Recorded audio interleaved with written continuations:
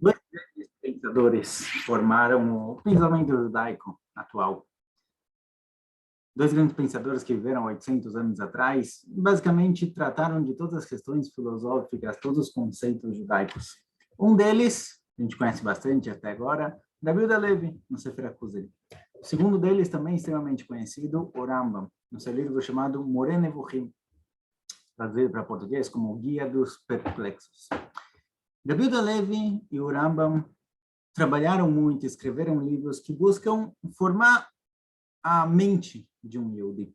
A gente está acostumado com as mitzvot ligadas ao corpo, com as mitzvot de comer matzah, com a mitzvah de pegar bataminim, tzitzit, tefilim, mitzvot ligadas ao corpo, que a gente cumpre elas fisicamente. Porém, grande parte das mitzvot, de acordo com o Chovot HaLevavot, Rabbeinu Bechai, a principal parte das mitzvot são as mitzvot do coração. São mitzvot ligadas com o pensamento, com a mente, com as vontades, com os desejos da pessoa. E grande parte dessas mitzvot é justamente ter uma visão do mundo judaica. O judaísmo não é só uma religião de atos, é uma religião de pensamentos também. Tem coisas que ele deve saber, tem coisas que ele não precisa saber, tem coisas que ele deve pensar, tem coisas que ele não deve pensar.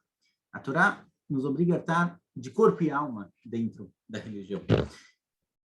Davi Levi até agora, nos primeiros 4 Maamarim, era um livro escrito para pessoas religiosas, digamos assim. Pessoas que já concordam com a existência de Kadosh Baruch Hu, pessoas que já aceitam a religião. Então, ele pode te explicar quem é Am Israel, qual o significado de Am Israel no mundo, ele pode te falar de Eretz Israel, ele pode falar da profecia, ele pode falar da Avodá, o trabalho particular que cada um tem que trabalhar, na Avodá Hashem particular dele. Será ótimo para quem está dentro. Nosso quinto mamar, como a gente comentou até agora, é para quem está de fora. Como demonstrar o judaísmo para quem está de fora? Como o judaísmo lida com questões exteriores, com pensamentos diferentes? O Rambam, no livro Moreh Nevuchim dele, basicamente essa é a meta do livro.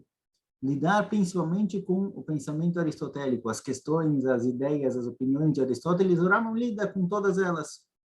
Ele explica conceitos da Torá que parecem incompreensíveis, ele explica conceitos da Torá que são difíceis de entender, que parecem contraditórios. Esse é o assunto. O nosso quinto do Maamar aqui do Sefer HaKuzari é um pouquinho mais parecido com esse lado do Rambam, mas a gente vai lidar aqui com ideias que vêm de fora, para tentar encontrar Kadosh Baruch Hu de fora. Já dizem que só pode encontrar Kadosh Baruch Hu alguém que perdeu ele. Então, às vezes a gente perdeu, às vezes a gente não tem esse judaísmo natural, não tem esse Emunat Mimá que a gente falou sobre ela no outro shiur, então a gente tem que começar a lidar com as questões de um ponto de vista, não seria acadêmico, mas seria de fora para dentro, digamos assim, do judaísmo. A gente não vai pegar agora um passuco da Torá e falar, olha, na Torá está escrito assim, então quer dizer que a realidade é assim. Não funciona, porque a gente está querendo ver a Torá do lado de fora, a Torá fora do Beit Midrash, fora da casa. Então vamos lá. Davi Levi, quando ele vai explicar aqui para o rei de Gozar questões ligadas ao mundo exterior, a primeira coisa que a gente tem que tratar é o que é o mundo exterior, o que tem por aí afora. Ele começa isso bem do começo, bem do princípio, de como foi criado o mundo. Não no Kivum do Sefer Yetzirah, como a gente viu no quarto Mamar, mas sim no sentido de qual é a matéria original, o que existe no mundo, quais são os lados do mundo. Porque a gente encontra aqui pensamentos extremamente opostos. Existe o pensamento materialista e existe o pensamento que completamente tira toda a matéria do mundo. Significa, né? Tem tem um tipo de pessoa, certo? É pouco comum, mas tem um tipo de pessoa que acha que o mundo não existe. Que todo mundo, toda a existência, é uma linha filosófica não muito comum, mas é interessante de conhecer, saber que tem gente que pensa assim. Mas que todo mundo, tudo que existe, tudo que você vê, tudo que você ouve, tudo que você sente, na verdade é uma projeção do seu cérebro. É uma imaginação sua. Nada que existe aqui no mundo é real. Toda a nossa história, toda a nossa vida é uma viagem transcendental que a nossa mente criou ela. A nossa mente cria tudo que está na nossa frente, cria essas imagens, essa história, e a gente tem que lidar com isso. Se vocês ouvirem alguém argumentando uma coisa dessas, o mais fácil para tirar disso da pessoa, para tirar a cabeça dele disso, é dar um tapa na cabeça da pessoa. Não com raiva, não brigando com ele, mas simplesmente para ele sentir um pouquinho de dor. A dor mostra que o mundo é real. Se realmente a nossa mente controlasse tudo, ela ia ter controle sobre a dor, ela ia ter controle sobre tudo, ela ia conseguir mudar todo mundo à nossa volta, certo? esse tipo de pensamento, ele tomou força, digamos assim, muita gente começou a conhecer eles, talvez por causa do filme Matrix, no qual nada realmente existe, tudo é uma projeção, lá é um computador, aqui poderia ser a mente do ser humano, mas realmente o mundo lá fora, o mundo material não existe, é tudo uma projeção criada pela mente do ser humano. Não tem que lidar com esse tipo de pensamento, não tem o que fazer com eles, mas existe um pensamento contraditório, um pensamento oposto para o outro extremo, que é o pensamento materialista. É a ideia de que, olha, tudo que existe no mundo, que é material que a gente vê, uma mesa, um computador, armários, cadeiras, pessoas, tudo é só o que a gente vê. Não tem nada além disso. Não existe um segundo plano, não existe uma segunda dimensão. Tudo que tem é aquilo que está na nossa frente. E aqui a gente pode realmente acabar ficando preso. A gente pode acabar realmente concordando com uma ideia dessas. Quem disse que existe espiritualidade? Os gregos trouxeram muito essa ideia para o mundo, certo? Quando eles quiseram cortar, quando eles quiseram acabar com o judaísmo, eles falavam, olha, vocês querem cumprir Torá? Cumpre, sem problema nenhum, mas não vem falar que existe uma santidade, que existe um segundo plano na nossa dimensão, que existe algo além do mundo físico, do mundo material. Eles louvavam muito o lado material, o lado físico das pessoas, certo? Os grandes, o corpo da pessoa, as estátuas que eles construíram, realmente pelo lado material, o lado visível das pessoas. Então, não vem falar que tem alguma coisa além da nossa realidade. O fato é de quando eles entraram no Beit HaMikdash, eles invadiram, eles não destruíram, eles mantiveram o Beit HaMikdash lá, o grande templo continuou de pé. O que eles fizeram? Eles impurificaram os olhos. Por que impurificaram? Se você não quer que acenda uma menorá, se não quer que acenda uma vela no Beit HaMikdash, derrama o óleo, joga fora, queima. O que significa impurificar os olhos?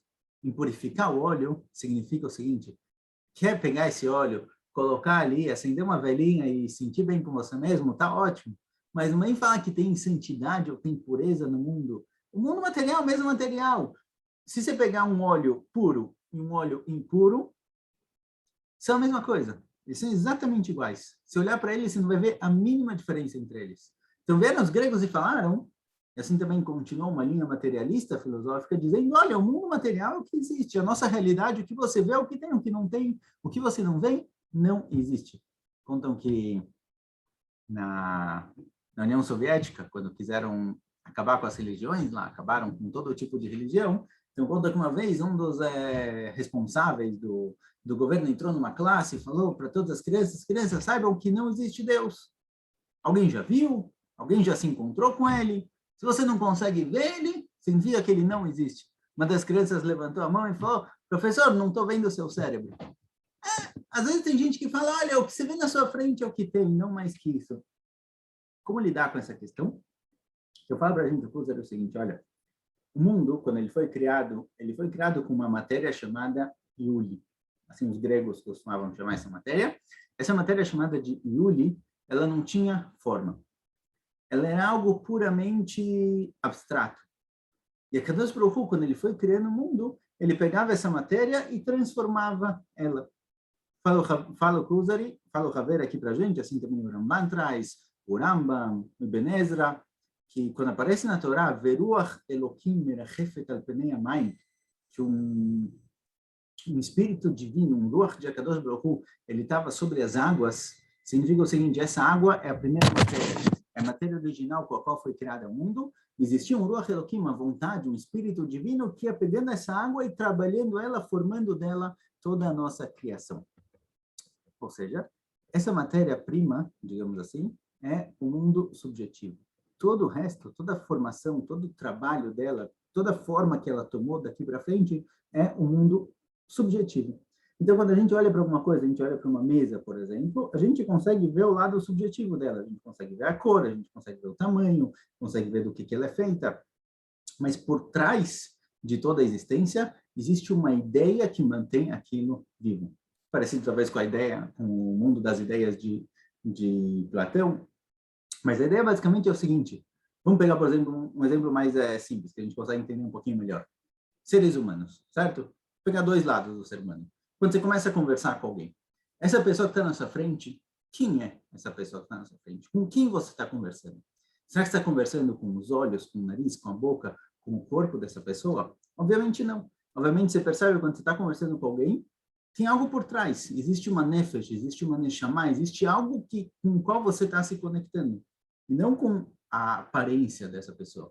Porque se a pessoa mudar de aparência, digamos assim, tingir o cabelo, fizer uma plástica, fechar os olhos, colocar um aparelho e mudar os dentes, continua sendo exatamente a mesma pessoa. Ou seja, você está conversando com alguém que está por trás dessa pessoa, por trás dessa aparência que está na sua frente.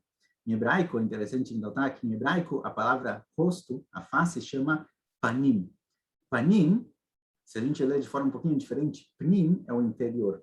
Porque o panim, a face, demonstra o pnim, demonstra o interior da pessoa, o que ela está sentindo por dentro. O que ela está sentindo por dentro, esses sentimentos, esses pensamentos, isso é a pessoa de verdade. A pessoa de verdade não é o lado exterior.